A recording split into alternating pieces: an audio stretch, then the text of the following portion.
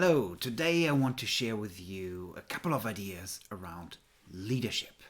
How can we make leadership really engaging? For this, I will make myself a little bit smaller here and talk with you about leadership. Whenever we talk about leadership, whenever we share and discuss thought leadership, you might see some things on the internet. Like there is so many ideas around leadership at the moment, and there's all these images around like the superhero and superstar leadership. Today I want to bring it to a different angle. I really want to invite you to think about your leadership toolbox. Whenever it comes to leadership, my approach is tools, not rules. Don't think about that one model or that one ideal hero leadership that you have to follow, but think about which tools are in your toolbox, which ones maybe you need to add to your toolbox, which ones maybe are in there already that you might need to take out, and which ones haven't you used so far and can use. So I want to invite you to build your leadership toolbox, and this is a lifelong journey of building this toolbox, and today I want to add a couple of these tools towards it. I want to walk you through what I call the 6 E's of leadership. So whenever we think about that toolbox for leadership, it's going to be the 6 E's of leadership.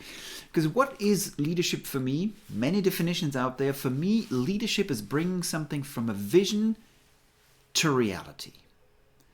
And the 6 E's that I want to share with you today really look at these various touch points from vision down to reality with a couple of tools that you can put into place, that you can use maybe along this journey of vision to reality for it.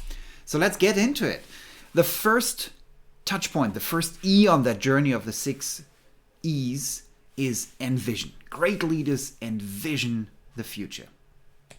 John Maxwell once said, a leader is someone who knows the way, goes the way, and shows the way.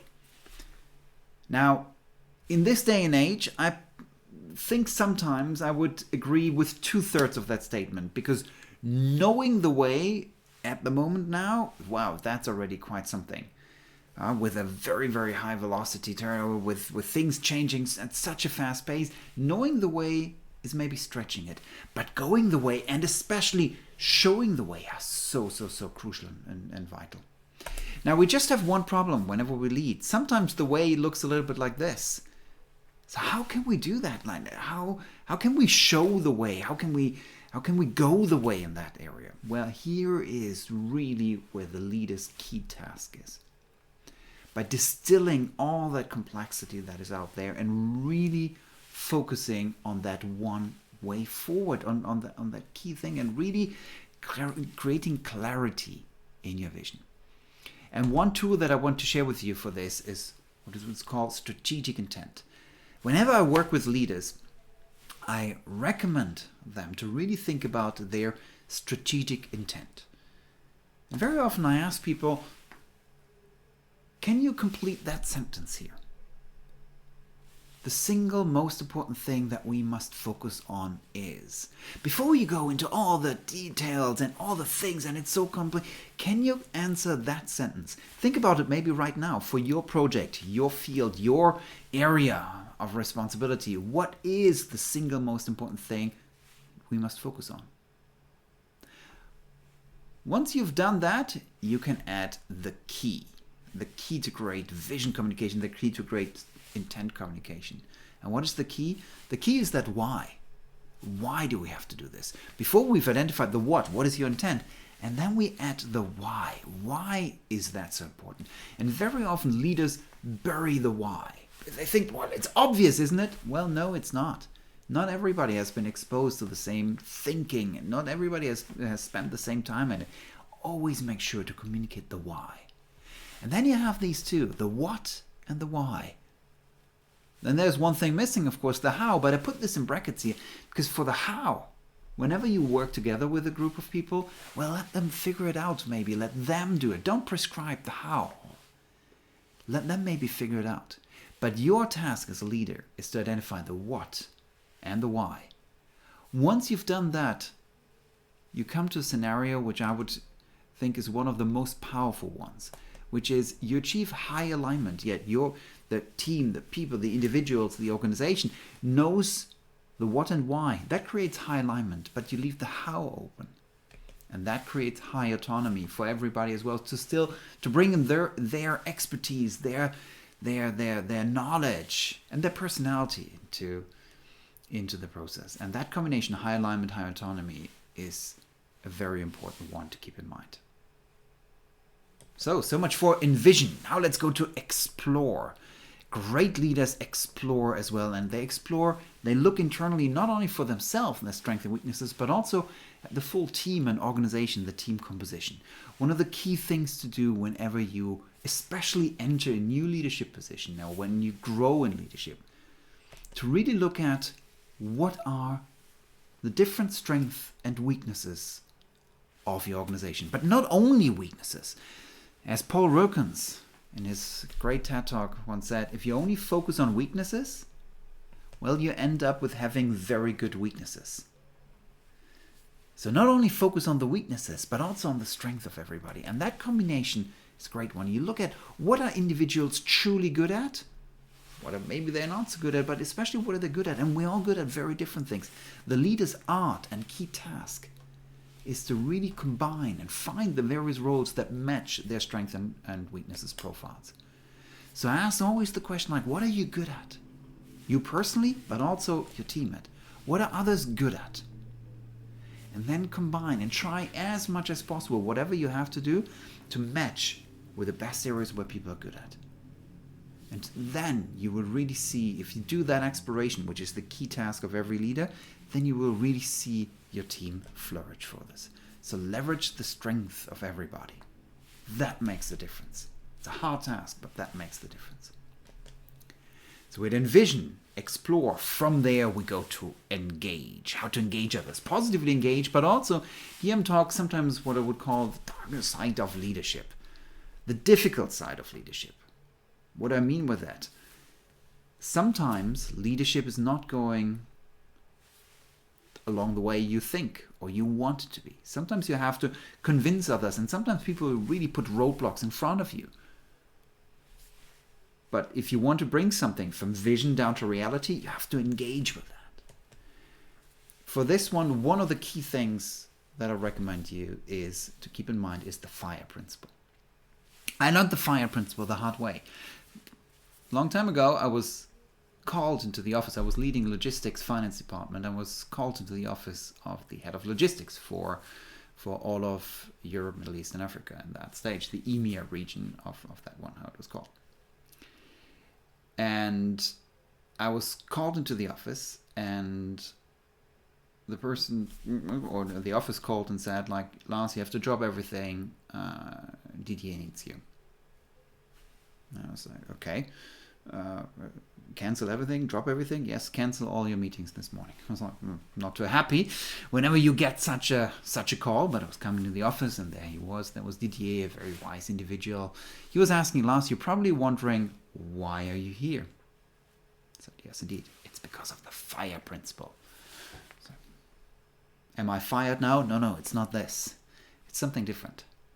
You know, this morning I received an email from the Total Globe with all the different regions and so on displayed. And for whatever reason, our region is not displayed correctly here. Somehow all the figures are wrong. Now we have two choices now. We can let it go on with our day and just continue. And some are corrected whenever it comes. But I foresee an endless catch-up game. Like this will stay and we will be confronted with this. Or we apply the FIRE principle. The FIRE principle is we drop everything right now and extinguish the fire while it's still small. That's why I've asked you to cancel everything, and I've canceled everything. We roll up our sleeves, we do everything here now today, we correct it, and then by the time basically also the US wakes up because of the time zone difference, these numbers can be corrected and all is good and fine. And sometimes you have to do this. You have, especially if issues come up, especially with issues in your team come up, approach the FIRE principle. Don't let things basically grow into big fires. Extinguish the fires while they're still small. That sometimes requires courage, but it's at the fundamental heart of leadership. Why is that so important also? I like what Gründert and Whittaker here said. The culture of any organization is shaped by the worst behavior the leader is willing to tolerate. The culture of any organization is shaped by the worst behavior the leader is willing to tolerate. That's why it is so important. Others are looking at you as well to see if something's happening as well, to apply the fire principle also there, step in and do the course correction early on. That is required from the leader, and that is so important. Sometimes difficult, but so important. So we had Envision and Explore, Engage. Now you come to Enable. How do you enable your team to do the job well? There I want to share with you some leadership styles and look at the 4 basic meta leadership styles that are out there that we find when looking at the research. What are those? We have directional leadership. I'll tell you what to do and by when. We have transactional leadership, where you send incentives. If you do more of that, you get a bonus. If you do more of that, you get a malus, so to speak. So people are incentivized by the transactions that they do. Transformation leadership is really that inspirational, charismatic leadership where people are drawn to you as an individual, or also because of the charisma of that vision of that and also of your communication, of the storytelling and so on. That's transformational leadership. And then we have empowering leadership. That's the first one. Now think about for yourself as well, like which leadership style have you experienced maybe with others? And again, these are meta styles, of course. Like some of the things, it will always be a mix of these. Which one would be most appealing to you? Think about that as well. Which one do you live? Now, in modern days, especially if we want to go through times of innovation, if we want to create something new, if you really want to engage an organization, think about especially these last 2, transformation leadership and empowering leadership, to develop.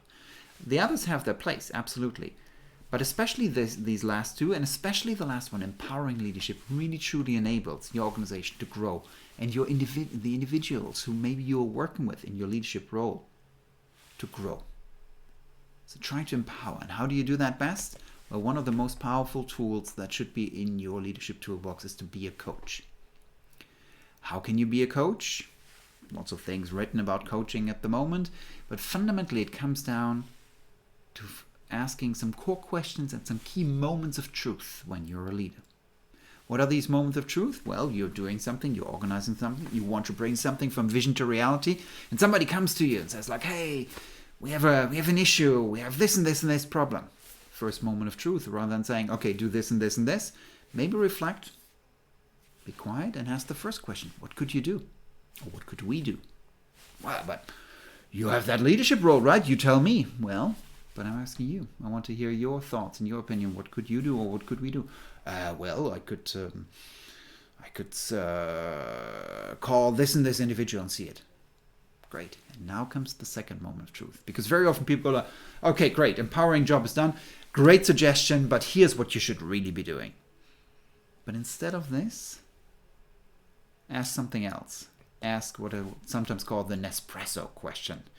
You might have seen the famous ad by George Clooney where he asked Nespresso, what else? And that what else question is a powerful question also to think about in a leadership context. So in that sense, a great suggestion. What else could we do? Well, what else? I just told you. Well, there might be more options. What else could we do? What else? What else? Sometimes I push teams to ask 5 times what else. You might have heard of the 5 times why question, where you really go deep into a problem, but 5 times what else really opens up the different options that are out there. And that is really empowering because you might come to new ideas, new solutions, and new thoughts. And probably also one that you might, as a leader, not have thought about, but maybe that individual came up with. And that truly empowers and that truly enables. So have that coaching in your toolbox. Then we come to Energize. How can we energize as a leader?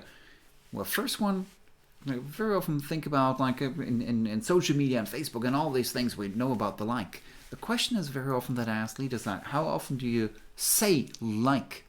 How often do you catch something that you do like? And very often people go like, well, that's not my job. My job is to tell people when they're wrong. No, it's also to catch people doing something right. You know, sometimes some managers have this extreme other type of approaches to this. Like, here's what one manager said: if I haven't complained, you can think of yourself as having been praised.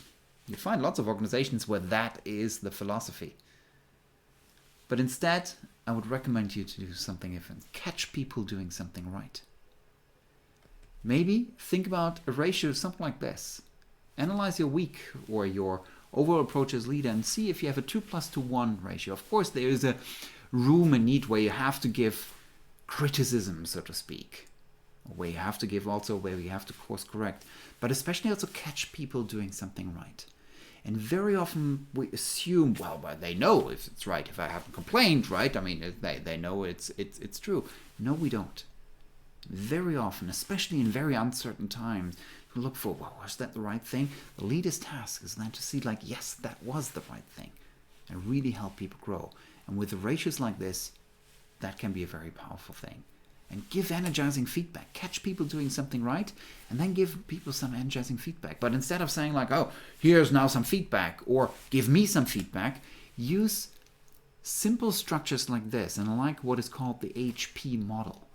Give feedback around these 3 frames. Like, so instead of people always waiting for there's random thoughts or random catching something right doing or random feedback coming, ask people something like, okay, let's explore, we in our organization, or I as a leader, or for you individually, think about what is one thing you could start, one thing you could stop, and one thing you should definitely continue doing. And by doing this, by sharing what works, what doesn't work, by frameworks like this, you get into a mode where you really have good, energizing discussions about what is working, but how can we always bring our interaction to higher and different levels.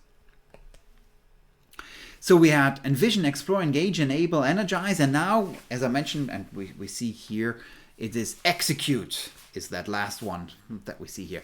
Bring something from vision down to reality. And there, fundamentally, I always want to focus on you. Yes, you, as a leader.